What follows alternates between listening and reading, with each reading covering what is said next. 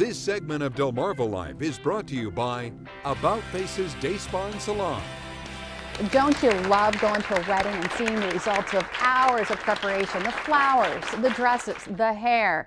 And just like wedding dresses, wedding hair has gone through changes and styles. And I recently visited About Faces Day Spa and Salon to find out what's in for wedding hair and how you can create the look for yourself at home. From braids to curls, the styles of wedding day hair have changed through times. They're a little more simplistic, but still elegant looking. They still have that great look to them, but they're not quite as complicated as they used to be in years past. In fact, many styles are so easy they can be done at home. The first thing to remember is to prep your hair with a smoothing cream. Then you can start with something simple like the sock bun. So the sock bun is, everybody loves a bun. A bun's classic, it's been around forever. So it just kind of is a newer way to kind of get a nice looking bun that again you can do at home yourself.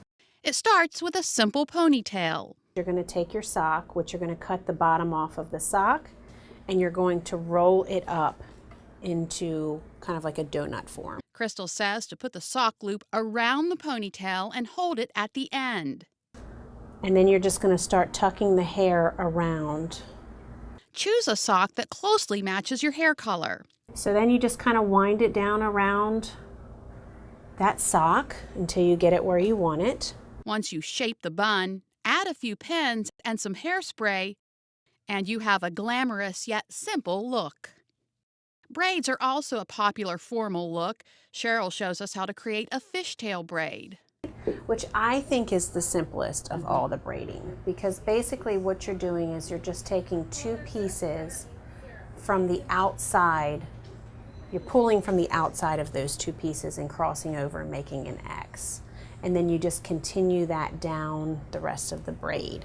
Once Cheryl braids to the tip, she cuts the hair tie to create a looser, romantic look. And she could just flip it over to the side, put a couple pins in it, and again, wear that out on a date. Or she could then turn that into an updo just by pinning that braid up into a style.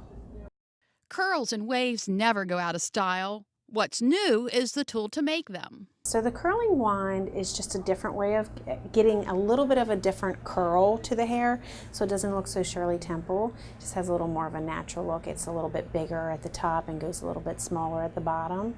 And it's a great new technique. You see a lot of the stars wearing their hair using the wand. And it just is a, like I said, a more fun, new updated curl version. It is a little bit more complicated to get used to, adjusting to how to use it because there's no clamp. But once you get it down, it's pretty easy to do. Crystal says to hold the curling wand down and wrap the hair around it. It takes a little practice, but the results are stunning. You can even incorporate a braid. And she's going to do the waterfall braid, which is a new braiding technique that you see a lot of the girls wearing, again, especially for weddings and whatnot.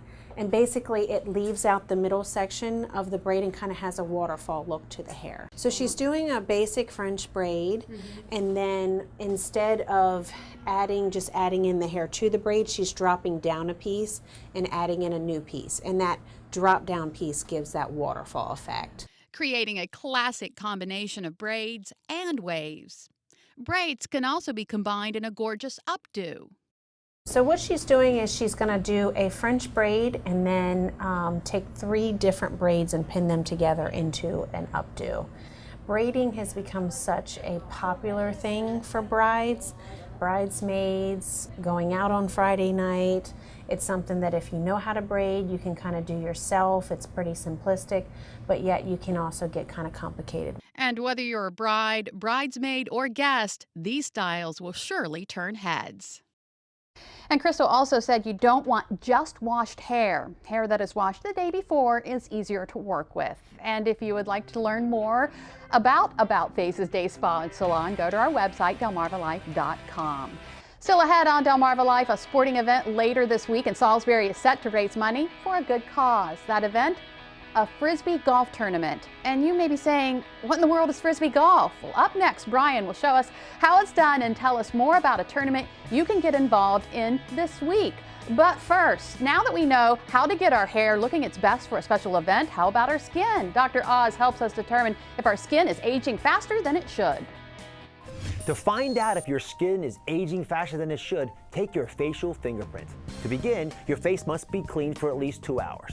Take a piece of Scotch tape and place it down the middle of your forehead between your scalp and your eyebrows, and then press gently for a few seconds. Then carefully remove it. Move that same tape to the outside corner of your eyes, across your cheeks, and above your lips.